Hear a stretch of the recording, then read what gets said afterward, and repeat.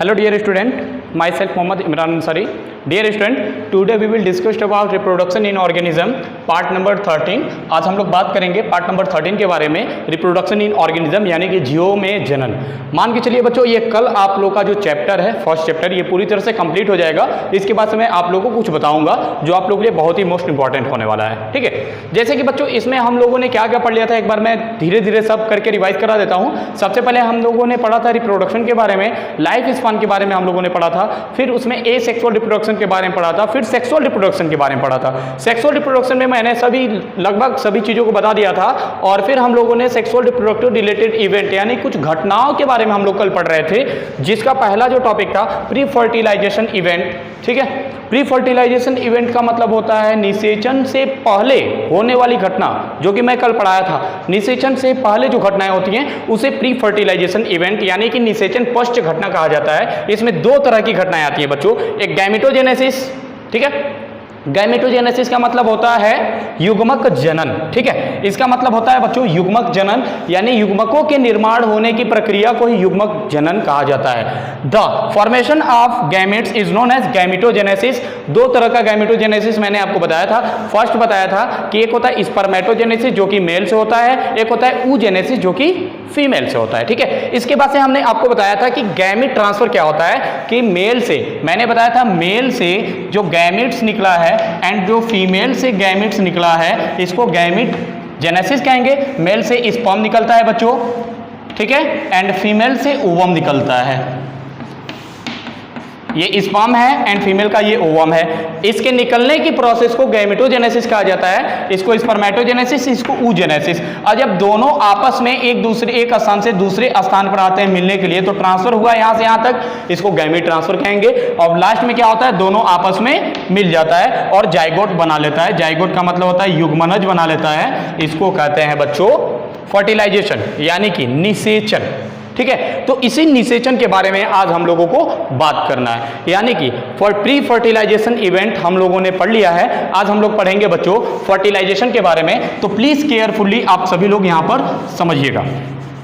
उम्मीद करता हूं कि सभी लोगों को समझ में आ रहा होगा। चलिए आइए, हम लोग आज फर्टिलाइजेशन के बारे में बात करेंगे। फर्टिलाइजेशन होता क्या है, अभी मैंने बताया है, नर युग्मक और मादा युग्मक, ठीक है, male gametes and female gametes जब आपस में मिलते हैं, ठीक है, तो एक जाइगोट का फॉर्मेशन होता है, यानी कि स्पर्म मेल गैमेट हो गया जो कि होता है एन, एंड फीमेल गैमेट जो है ओवम जो कि होता है ये भी एन। ठीक है, ये मेल गैमेट है बच्चों और ये क्या है, फीमेल गैमेट है। जब दोनों आपस में मिलता है और जाइगोट का फॉर्मेशन होता है, जाइगोट का मतलब होता है बच्चों युग्मनज का निर्माण होता है, यानी कि 2n n दोनों मिलके 2n हो जाता है। इसी प्रोसेस को, जाइगोट बनने के प्रोसेस को बच्चों फर्टिलाइजेशन यानी कि निषेचन कहा जाता है। उम्मीद करता हूं कि ये आपको समझ में आ गया होगा कि निषेचन क्या होता है। निषेचन कोई पूछ दिया तो क्या बताएंगे, जब नर युग्मक और मादा युग्मक आपस में संलयित होते हैं यानी कि मिलते हैं, फ्यूज होते हैं और युग्मनज यानी जाइगोट का निर्माण कर लेते हैं, इसी प्रोसेस को बच्चों फर्टिलाइजेशन यानी कि निषेचन कहा जाता है। बच्चों निषेचन जो होता है ये मुख्य रूप से दो प्रकार का होता है। आप पहला देख सकते हैं एक्सटर्नल फर्टिलाइजेशन, इंटरनल फर्टिलाइजेशन। एक और होता है जो बिना निषेचन से ही बच्चे पैदा हो जाते हैं, जिनको कहा जाता है पार्थेनोजेनेसिस यानी कि अनिषेक जनन। ठीक है, तो आइए हम लोग बात करते हैं। ठीक है, सबसे पहला यहाँ पे टॉपिक आपका क्या है बच्चों, ध्यान से प्लीज सभी लोग समझते जाइएगा कि आखिर ये होता क्या है। सबसे पहले बच्चों हम लोग बात करेंगे एक्सटर्नल फर्टिलाइजेशन क्या होता है। एक्सटर्नल, ध्यान से समझिएगा, एक्सटर्नल फर्टिलाइजेशन जो होता है ऐसा फर्टिलाइजेशन, ऐसा निषेचन जो कि शरीर के बाहर होता है, यानी कि पानी के अंदर जितने भी ऑर्गेनिज्म होते हैं, फिशेज, मछलियां हो गई, ठीक है, एम्फीबियंस, एम्फीबियंस का मतलब होता है बच्चों उभयचर, उभयचर मतलब जैसे कि मेढक, ये सभी क्या करते हैं, यहां पे बच्चों मान लो कि यह फीमेल है, यहां पे होता है मेल। मेल क्या करता है, अपने बॉडी से स्पर्म को रिलीज कर देता है, छोड़ देता है पानी में। ये स्पर्म तैरते तैरते तैरते तैरते इस पानी में से चला जाता है फीमेल के पास और फीमेल के ओवम से जाके फ्यूज कर लेता है। समझ में आ गया?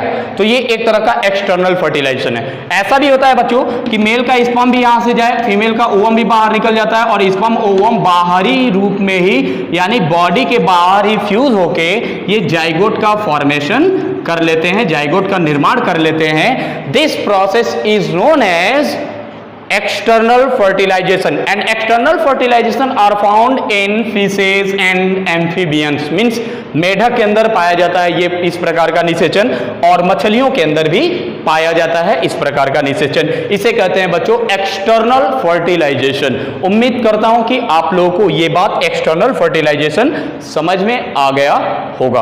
ओके, अब हम लोग बच्चों बात करेंगे इंटरनल फर्टिलाइजेशन के बारे में। ठीक है, जल्दी से इसको भी समझ लीजिए। इंटरनल फर्टिलाइजेशन का मतलब होता है आंतरिक निषेचन।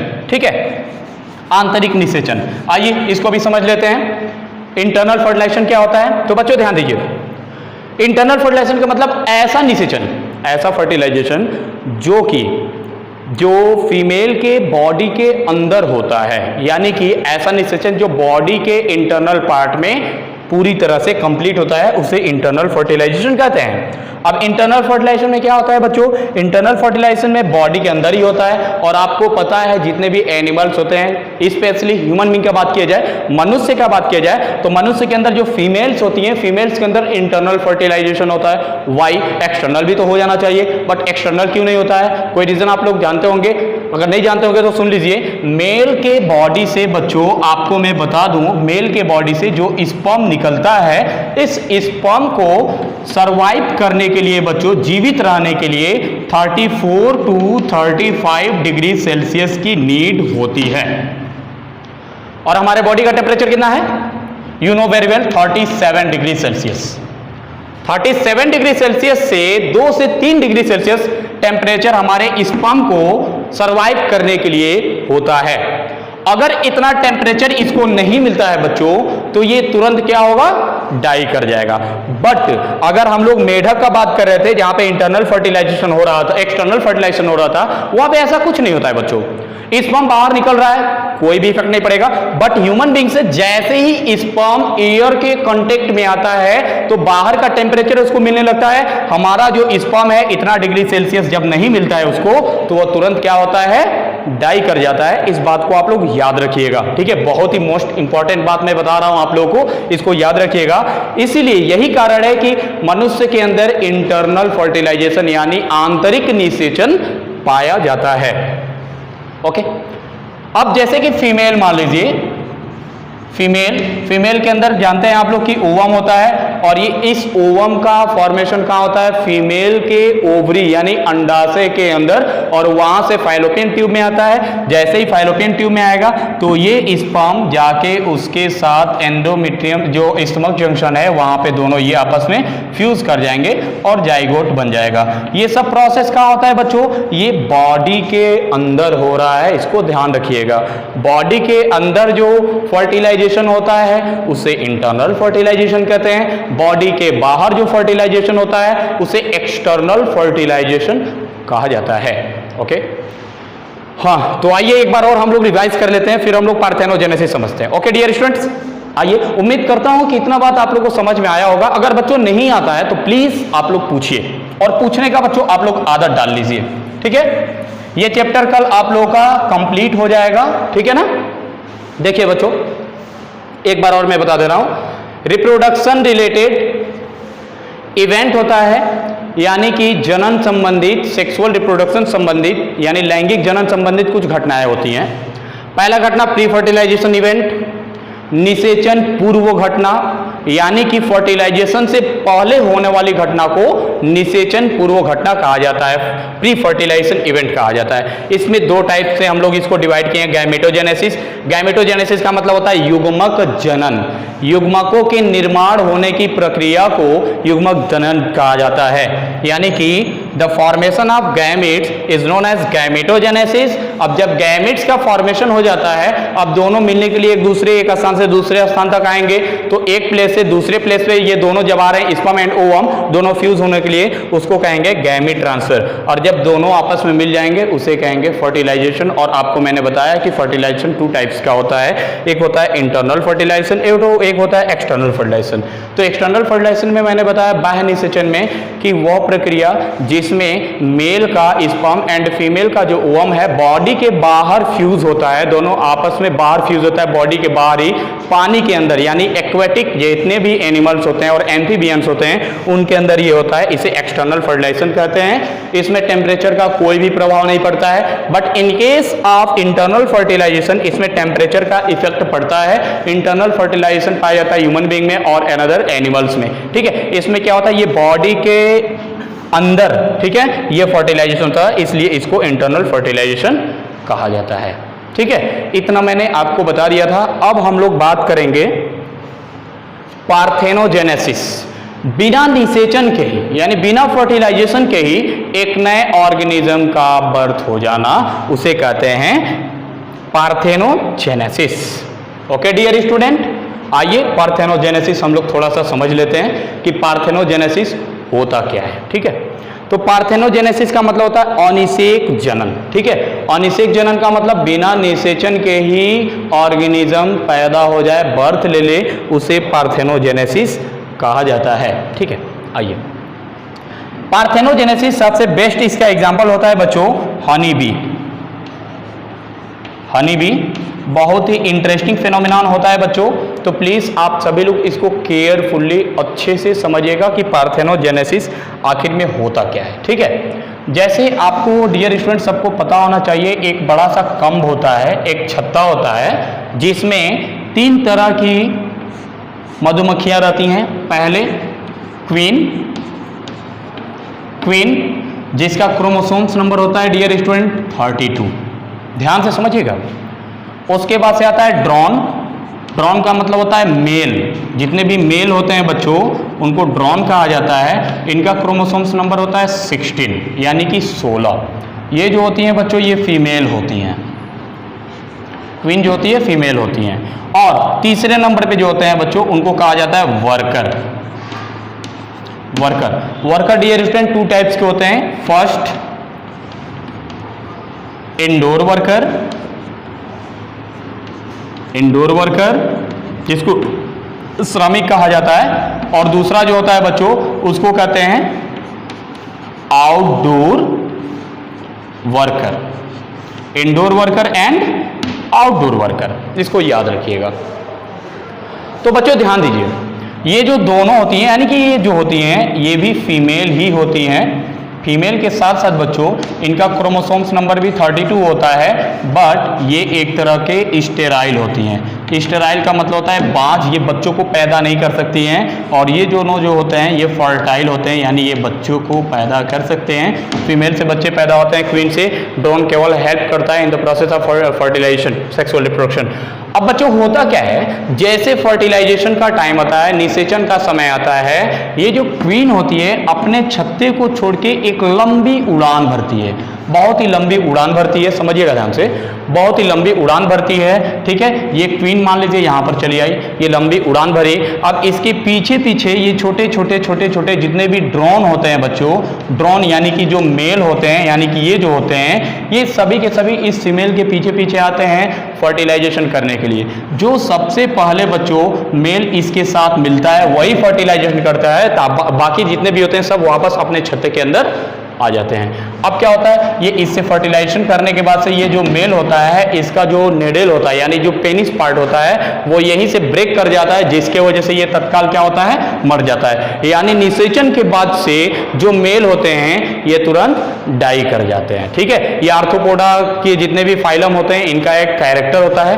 ये तो बच्चों अच्छा है कि ह्यूमन बींग में ऐसा कुछ नहीं होता है, नहीं तो पता चलता है कि आज शादी हुआ कल दूल्हे की मौत हो गई, ठीक है, यानी फर्टिलाइजेशन के बाद से वो तुरंत मर जाएगा, ऐसा नहीं है हम लोग के अंदर, बट इसमें मधुमक्खियों में बच्चों ऐसा होता है, जो मेल होते हैं जो फर्टिलाइजेशन करते हैं, फर्टिलाइजेशन करने के बाद से तुरंत मर जाते हैं, ठीक है। और फीमेल जो है यानी कि अब जो क्वीन है अब क्या करती है, ये वापस अपने छत्ते में आ जाती है, ध्यान से समझिएगा।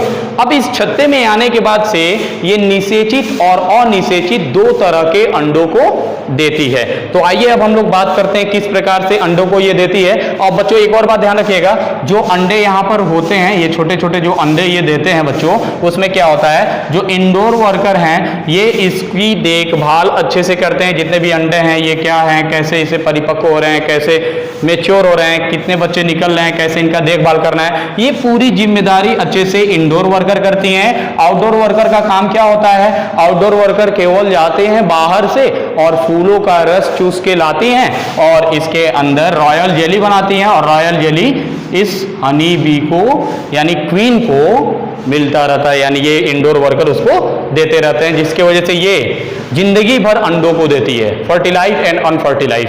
तो आइए यहाँ पर बात करते हैं किस प्रकार के अंडे होते हैं और किस प्रकार की ये अंडों को देती हैं। तो ध्यान से सभी लोग समझिएगा बच्चों, किस प्रकार से ये अंडों को देती हैं। देखिए यहाँ पे मैंने आपको बताया है कि ये क्वीन है, रानी मधुमक्खी है, फर्टिलाइजेशन, और इसमें जो क्रोमोसोम्स नंबर था बच्चों वो 32 था। एंड इधर आप अगर बात करेंगे तो ये मेल था, ठीक है, यानी कि ड्रोन जो फर्टिलाइजेशन कर रहा था, इसका क्रोमोसोम नंबर कितना है बच्चों, तो 16 है, 16 है। बच्चों ध्यान दीजिएगा, ये सबसे पहले मियोसिस डिवीजन करता है, मियोसिस डिवीजन इसके अंदर होता है। मियोसिस का मतलब होता है अर्धसूत्री विभाजन। बच्चों जब अर्धसूत्री विभाजन होगा तो ये जो 32 है ये ब्रेक होके बच्चों 16 और प्लस एक और यहाँ पर 16 दो भागों में टूट जाएगा, ठीक है। और मेल जो होता है इसके अंदर माइटोसिस डिवीजन होता है। माइटोसिस का मतलब होता है समसूत्री विभाजन होता है, जिसकी वजह से ये 16 का 16 ही रह जाता है इस प्रकार से। अब क्या होगा, ये पार्ट और ये पार्ट दोनों आपस में मिल जाएगा, यानी मेल एंड फीमेल दोनों गैमेट्स आपस में फ्यूज करेंगे तो बन जाएगा जाइगोट, यानी कि 32, और इसको कहेंगे बच्चों क्या, जाइगोट।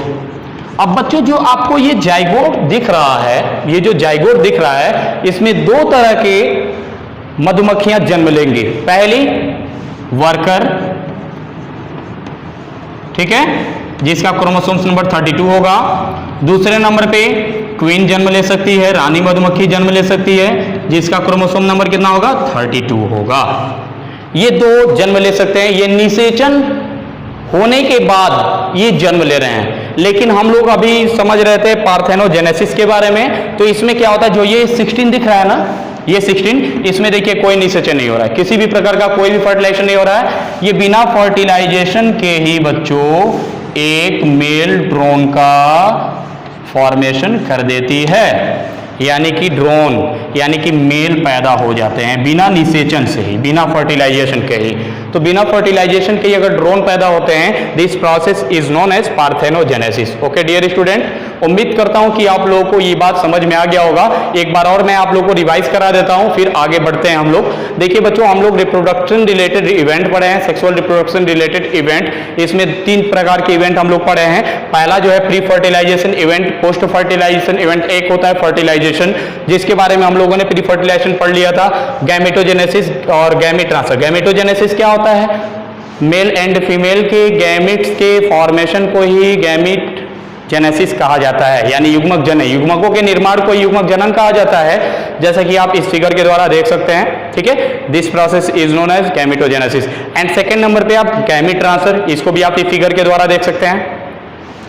जस्ट इसके बाद से बच्चों अब हम लोग बात करेंगे फर्टिलाइजेशन।